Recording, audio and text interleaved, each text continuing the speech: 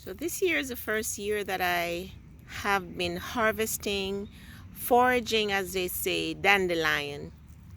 I was introduced to dandelion by a gentleman that I met at a house that we were purchasing for renovation, and this gentleman had shared with us that he had liver cancer, and there were tons of dandelion plants. I didn't know what they were actually, but these yellow flowering plants were all over the yard of the house that we were about to purchase from this gentleman.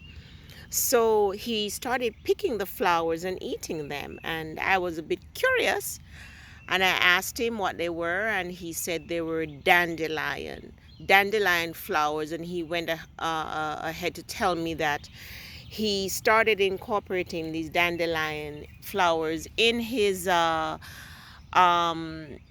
anti-cancer regimen, because he had done some research and had found out that dandelion was good for cancer. So this year I've had hundreds of dandelion plants all over my yard. It's the middle of June. It's actually, today's June 12th, I think. Anyway, it's the middle of June and they're drying up. Yeah, they're drying up. And so I have been harvesting the roots and the flowers and drying them so that I can have them when, when they're gone, like during the winter, or when they're just not around anymore, because obviously they're drying up. But the roots are still underneath. Okay, and here I have just harvested some dandelion roots. They get much bigger than this, by the way. Um, I just dug up these. This is my shovel, and I dug up these. Now I wanted to talk a little bit about that because these dandelion plants will just spring up next spring. I have scattered the seeds, so I'm hoping I'll have a lot more this next season. But I didn't plant them in the first place. And I was listening to a lady on YouTube, and she said dandelion tend to spring up where people live. So you see how the good Lord has a way of providing for us.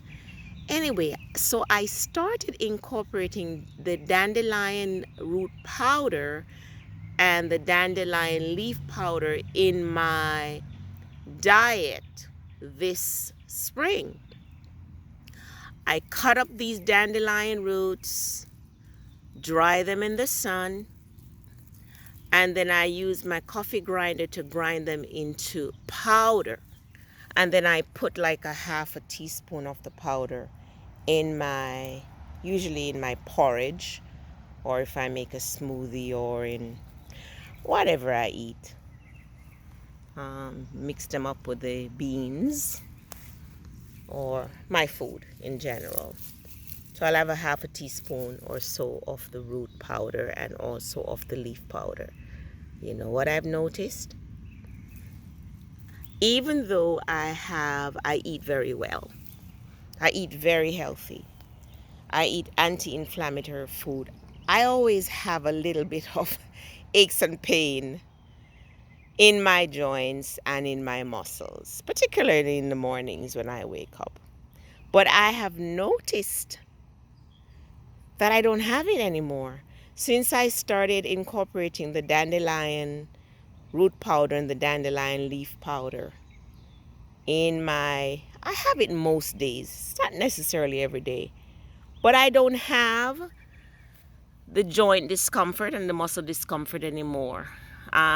Sometimes I had a little bit of difficulty stooping, but right now I'm stooping as I talk to you, and I have absolutely no problems stooping, getting up, and going back down. No pain, no discomfort, no stiffness in my joints and my muscles. So yes, this wonderful, wonderful dandelion is helping me with the joint and the muscle discomfort that I would have particularly in the mornings and sometimes during the day. I would have a little bit of discomfort if I was stooping or if I stoop for too long, squat, that kind of thing. So it really does work. I did read that it's a potent anti-inflammatory and was good for arthritis. That's my testament. It has helped me. So of course, I'm going to continue to forage and dig up all these dandelion roots. Okay. The flowers have dried up, but I'm going to dig up the roots and dry them, grind them up into a powder, and use them throughout the year. And they're totally organic.